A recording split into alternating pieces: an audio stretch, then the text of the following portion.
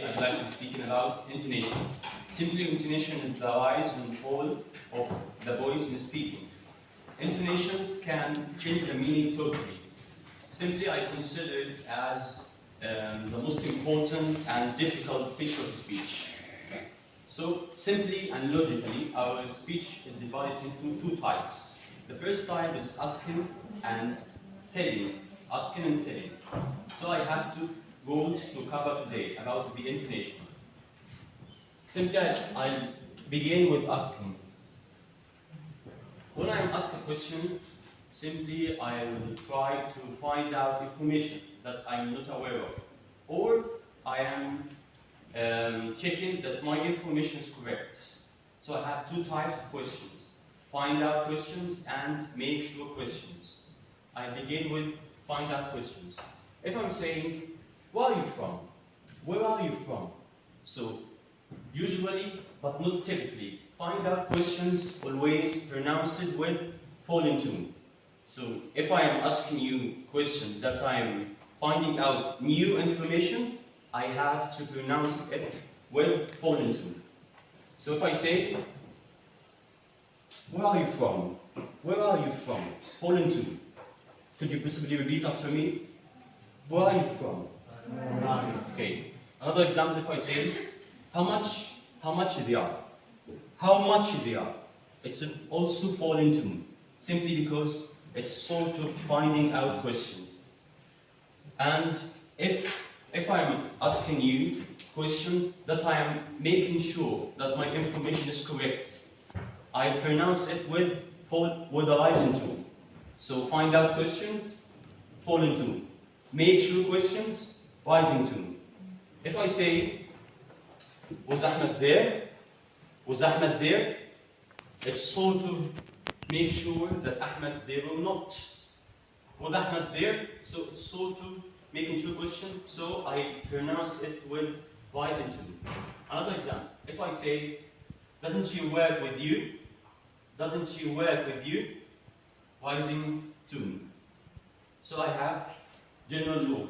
Finding out questions, falling tone, make sure questions, rising tone. But this rule is usually happening, but not typically.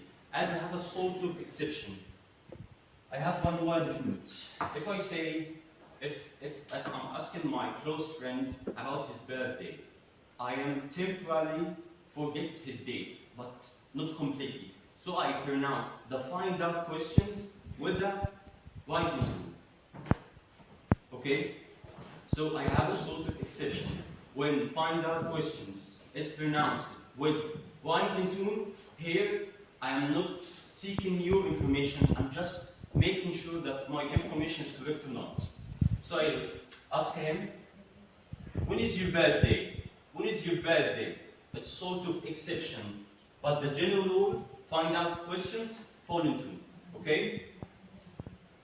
And also, make sure questions. If I pronounce the make sure questions with a falling tone, here I am not seeking clarification or seeking certainty. I am find out new information. So if I say, have you seen her recently? Have you seen her recently? With a falling tone. Sorry. If I say, have you seen her recently?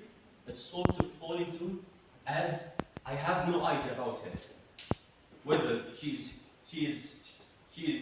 being seen by you or not. Okay? Clear enough, ladies and gentlemen? There is only exception here, but the general rule, finding out questions, falling tone. Make sure questions, rising tone. Let's move to the next part of our speech. If I am using the falling tone while I'm pronouncing new information or information generally, I can say feature my information, that this information is news.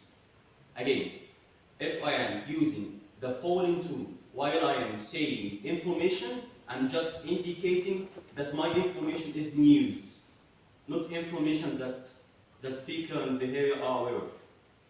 So if I say, see you on Friday, see you on Friday, it's sort of falling tone. Why? As this kind of new promise. Friday here is a new information. new proposition. So I pronounce the sentence with a falling tone and a sort of new information. Let's move to the speaker B. But I wouldn't come at the weekend.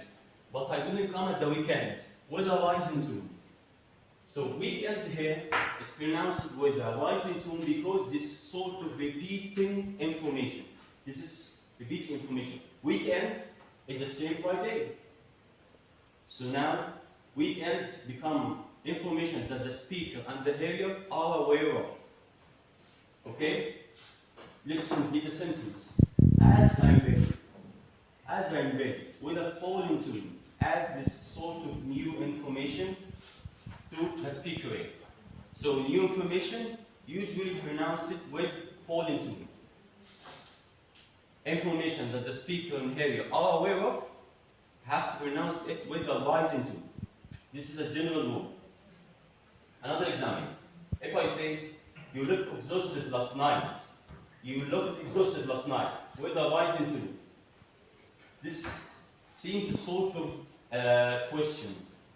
I'm telling him, you looked exhausted last night. I'm expecting that the hearer will answer my question. And he simply said yes. So, rising tone. And the speaker said, but even though I was tired, with a rising tone. Why? But even though I was tired, this is information that the speaker and hearer are aware of. This is not sort of new information. This is a repeated information. So it has to be pronounced with rising tone. Yes, but even though I was tired, I couldn't go to sleep. Falling tone. Why? Because this is new information. Clear enough, ladies and gentlemen? Okay. I have one word of note. If I am pronouncing new information with rising tone, this is the first piece of information. As I have a series of informations will come after this piece. So if I say, I don't want any cheese, with a falling tone, here I am refusing this request. But if I say, I don't want any cheese, this is totally different story. The first sentence, I don't want any cheese. Here I am refusing this offer. But if I say, I don't want any cheese, here I am I'm needing a particular type of cheese. So it isn't the complete sentence. I don't want any cheese. I need a particular type of cheese. So if I'm giving you pieces of information, all of these pieces will be pronounced with a rising tone, but the final one has to be pronounced with a falling tone. If I'm introducing myself, I am Ahmed Hussein, aged 19, born in Alexandria, Egypt. I'm a sophomore in the faculty of Al-Sunnah Kafir University. My hobbies are playing football and listening to music with a falling tone. I end with my new information with falling tone. And that's about all. Very many thanks, ladies and gentlemen, for giving me this attention. Thank you for giving me attention.